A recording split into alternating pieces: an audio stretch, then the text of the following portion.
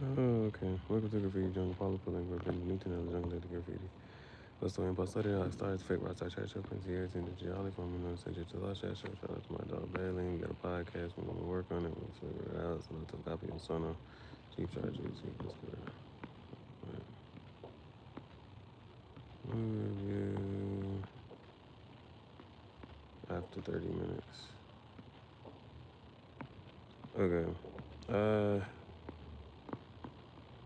I was expecting. It's definitely taking a turn. Definitely taking a turn. I was expecting. I'm not sure what I was expecting. Um, I will say that first part was okay. Um, this next 20 minutes was.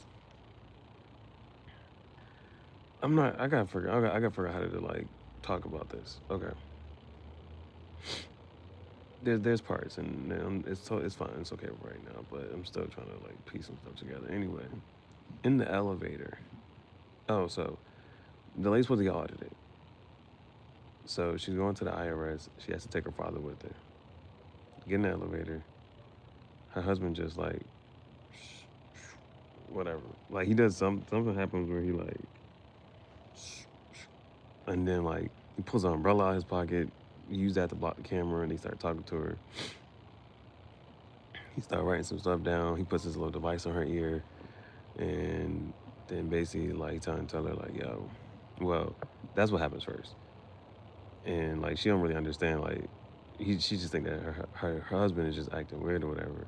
But um, he writes some stuff on the back of a piece of paper. He puts a little device on her ear.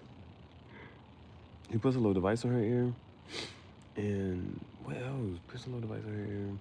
There's a little. He writes stuff on a piece of paper, and he was like, "Listen, when you get off this elevator, you can go either go to your little meeting with the IRS lady or the janitor closet, whatever." She's like, why would I go to the janitor closet?" Um, so in this, I'm about to try to figure. At this point, I don't watch 30 minutes, so I was like, "Oh my God, go ahead and finish it." But it has taken a turn. I'm kind of sort of not. It's a thing. Um, so in the media, in the middle of her meeting, in the middle of her meeting, um, the IRS lady is talking to her, and it ain't looking like it's about to go too well or nothing like that. Um, she looks at the paper. Now the paper says, "Switch your put your shoes on the wrong foot." So switch your shoes on the wrong foot. Right? I'm actually doing that as I whatchamacallit. It's just like doing little simple stuff. Um, Cause there was something about that because I feel like it happens again. Anyway, he writes some stuff down on a piece of paper. In the middle of her meeting, he on the piece of paper it says your um switch your feet, switch your shoes on the wrong feet. So it was like that. That was the first thing you had to do. Then it was like close your eyes and pretend you're in the janitor office, janitor closet, and then press the green button. He had gave her a little thing, and so like that's what she had to press the green button on, right? So keep your focus and your thoughts there. Me, I'm inside the Lamborghini, right? So she does that. Now when she does that, she's like, and so basically she gets split into two worlds. And he was like, okay, in the other world, go on autopilot because she's in the meeting, the little tax meeting. And so basically she can just nod her head, yeah, I'm paying attention, yeah, all right, type of thing. Um, and so there's that. So then in the closet, her husband is not really her husband. But he's in another universe. And so he was like, yeah, I'm from another universe. Um, Now this is where it kind of starts to like, these are not the rhetorics. Now, so I was with the whole, uh, timelines jumping, but I'm more like serious in a sense. So, but it's kind of playful. It has taken like this little playful turn because this is where he kind of loses me. He says, "I'm from another universe, whatever, but in my universe, there's this evil spreading." That's where you lost me right there. That's what I'm like. And he was like, "I need somebody who can overpower this evil with a lot of good or something like that." So he starts talking about that whole thing. But then he's like, "Yeah, they're coming for us," and so he was like, "Yeah, they're coming to get us in this one." He was like, "This is just a burner universe," so he was like, "It's okay. Um, they're gonna." He's like, "They're gonna kill us in this universe. It's just a burner universe, so I can communicate with you. We'll pick up another time." But he was like, "Fight if you must," or something like that. So she goes back um, to her universe, and then uh, now in the IRS meeting, the lady is basically like, "You bought a karaoke machine?" She's like, "I'm a singer." She's like, "You doing this?" She's like, "This is like," so she has all these receipts. She has all these receipts. So she owns a laundry, but she wants to be a sing. She has a karaoke machine, so she bought a karaoke machine.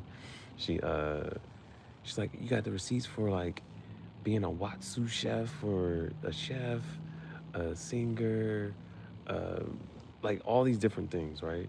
So now those are also something that I kind of sort of relate to, like, but for me, like for instance, I'm an author, but I have 9 books. I'm a fashion designer, and I have like my clothing brand. I am like, so all this stuff that I say I am, but I have like actual evidence. So that's something I can kind of sort of relate to. But she's like, I'm a singer, so she bought a karaoke machine. She's like, I'm a chef, so she's doing different things. So she has a lot of other ventures that she works with, but she just has a laundromat. And so, oh, the other thing was when the guy put when she was in the elevator and the guy put the thing in her ear. When she was in the elevator and the guy put the thing in her ear, she kind of like went through her like warped through her whole life.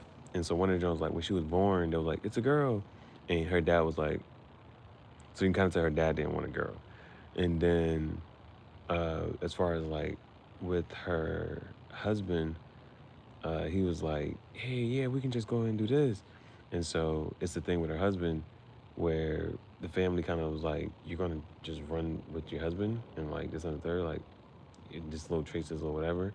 And so it's also kind of like I'm not sure if the laundromat was really her dream. Well, clearly it wasn't. Like she wants to do other things.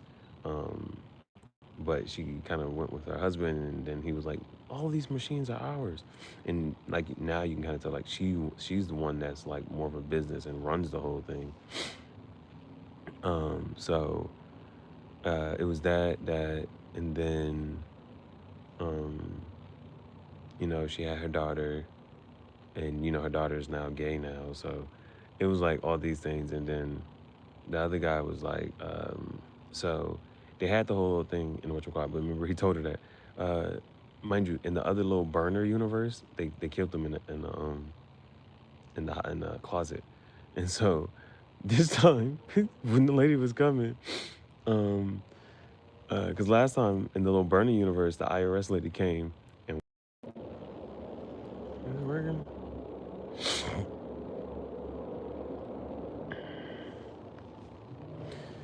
Yeah. So um, in the little burner universe in the closet, the um the IRS lady had like broke the one guy's neck and then took a pipe and whacked the other lady in the head. So this time, when she seen the IRS lady coming, um, she punches her. This time when she sees the IRS lady, she punches her. And her husband's like, "What are you doing?" She's like, "You told me to fight." And then she was coming up on us. So she punched the IRS lady. Um, but her and her husband, mind you, the other guy was just from another universe. But her and her husband are not talking. And so the paper, so kind of sort of like when the paper first, when she first The other husband had wrote some stuff on the paper.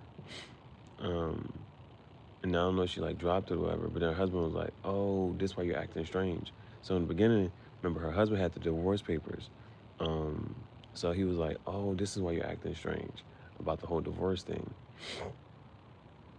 And so, but they're on opposite sides of the paper. So she actually didn't read the other side of the paper. She didn't read the side of the paper that says divorce. She just read what was on the other side of the paper. She's like, "Oh, is you? So you is you again? This and the third?" And he was like, "Yeah, I was on the elevator." And then, but so that it's like this little. They're having two conversations at one time, type of thing. But she's talking about the whole little multiverse thing. The other guy, and then he's thinking like normal. And then she says, what she say? She said that so he thought anyway, they was having like this little conversation, and he thought that she saw the divorce papers. She was reading the other side of the paper, like this and the third. And then, but eventually she does see the other side of the paper, and she was like, "You want a divorce?" Like, she's like, "Your brother got a divorce, and now you think divorce is okay? Like, everything, all the sacrifices and the third." So now she kind of like, now she knows that he wants a divorce.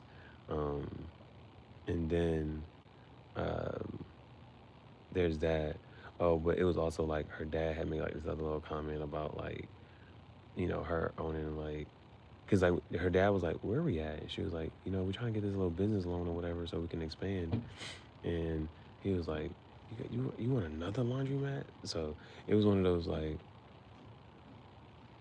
those, I don't know how to explain it. Like, you could, even if you do something like good, so she has a business, but now her dad is even like downing the type of business it is. So it's one of those type of things. Like, you could be doing something and somebody could down what you're doing. And so it's just like, there's nothing she could do, you know, that's going to be like where her dad would like be a, just be encouraging. Like, he never even wanted a daughter. So it's nothing that her having a business, no matter how successful it is. Mind you, she's also lying, but but it was just like him knocking the fact that she even had a laundromat business. Um, so it was that. Um, but she eventually it is. She does see the other side, and she was like, "Okay, so you want a divorce?" And her husband was on some, like, her husband had the divorce papers, but he's seeing little things that's making him like, kind of sort of second guess the divorce, because he didn't have a conversation with her. He has the papers and everything, but he didn't have a conversation with her, and so it was one of those like he saw an older couple, and he saw like the lady give her husband a kiss, and then like when they got into the elevator, I'm not sure which time. Like when they first got into the elevator, he's like, "Hey, I was thinking maybe we should go on a trip." She completely shuts that down because she's like, "If I have to think about anything else, I'm not gonna be able to do that." So there was that. Um, so that's where like this. That's what the last little what you call it is. But so after she punched the IRS lady in the face. And then so the IRS lady calls the security. She's like, "Yeah, you assaulting an IRS agent?" Da, da, da. And now the last little like few minutes was just it was like a movie's gonna add some action, some kung fu fight. Like the dude kind of looked like Jackie Chan, but he's not Jackie Chan. So um, he does do a little switch and to the other guy from the other universe or whatever. And so she's like, "Oh, is you again?" This, that, third. He's like, "Listen, either we can get out of this, I can get you out of this, or you can just live with the consequences. You can stay here and live with the consequences." She's like, "I'm just gonna stay here and live with the consequences." He was like, anyway. So the reason I say it's something about, remember, he gave her a note, and he note was like, the first thing she's do is switch her feet, switch her shoes on the wrong feet. So first thing he does is grab like chapstick. He and then he starts chewing on the chapstick. Like this is when the security comes off the elevator. He starts chewing on the chapstick. Like he's right in front of him, and then like, "Sir?" He starts chewing on the chapstick like gum, and then he closes his eyes, visualizes, I guess, something, and he presses the button on the little little ear thing. He took it from her and put it back, and he presses that, and then so like then he starts fighting. He beats up all the security. Um, but this is where I say like it kind of sort of lost me. It has more of like a little comical effect type of thing. Um, it didn't lose me at all, but it's just like I was a but mind you, I didn't watch any reviews on this or anything like that, or so it's uh, not that it's not the fighting. Some parts of the fighting had good like little effects or whatever, but this part of the fighting had good effects, but it doesn't give you the like anytime there's a fight, it's always the logical aspect about you fighting multiple people at one time, right? So there's always that logical aspect, and so it does a couple little things that I'm just like, all right, and so, but it's not. But the whole the fighting part, the actual fighting part is like okay, um, and then there's some. It was that, and then I'm not sure about what's about to happen right now, because I saw one little part, and the lady was like, okay, for the 450,000 of Thetaverse, so it's like another multiverse. Um, and so uh, I've seen a couple things now.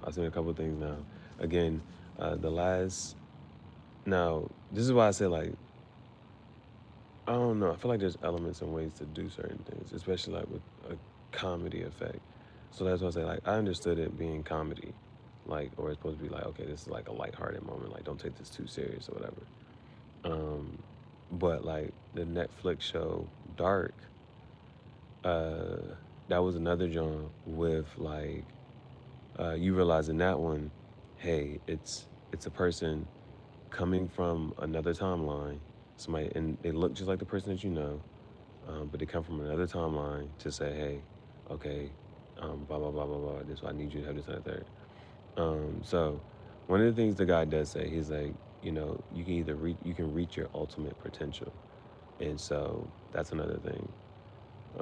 So it has like this light heart part to it. Um, but that's what I'm saying. It's given also like little other conversational pieces. So to kind of sort of sit there and talk about. And so it's after the first 30 minutes. But again, I'm not sure what's going to happen next or what's going to happen here or there. Um, I just know that they got these little.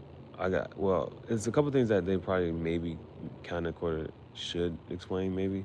Like like I said, he told her to switch her shoes on the wrong feet, close her eyes, visualize, and then press the green button.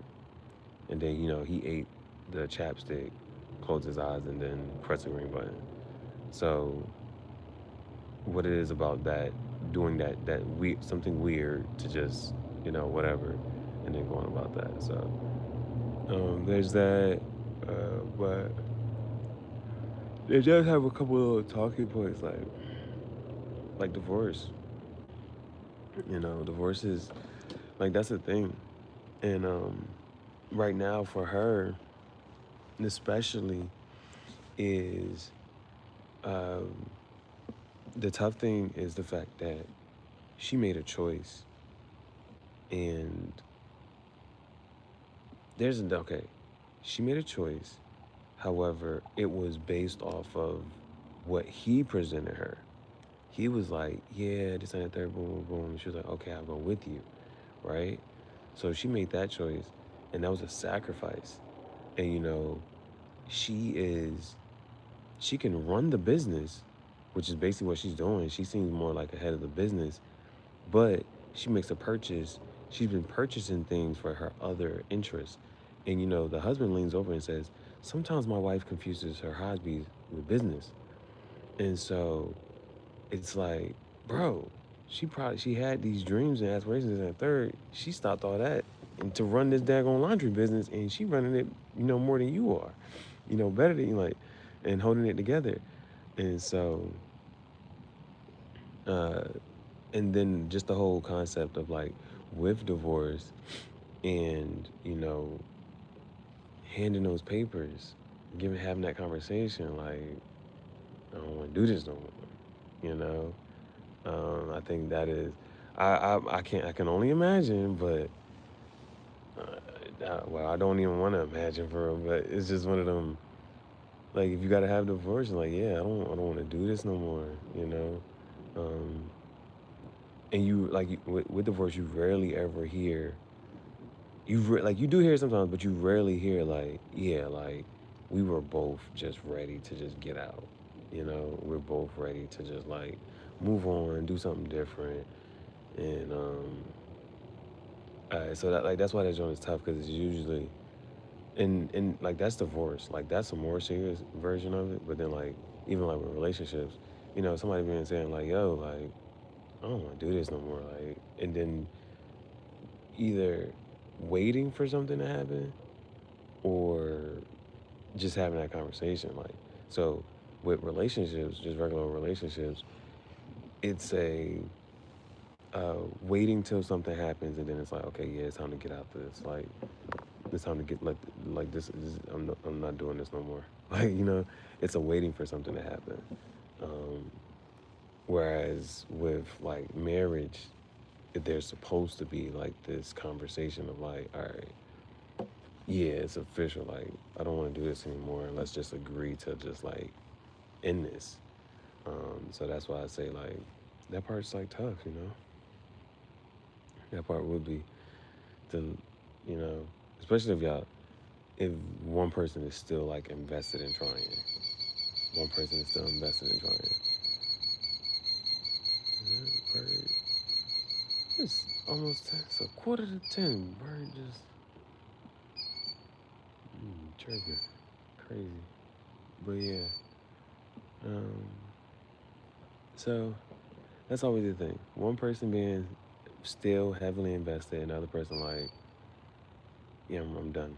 I'm done with this. So, all right, that's 30 minutes. That's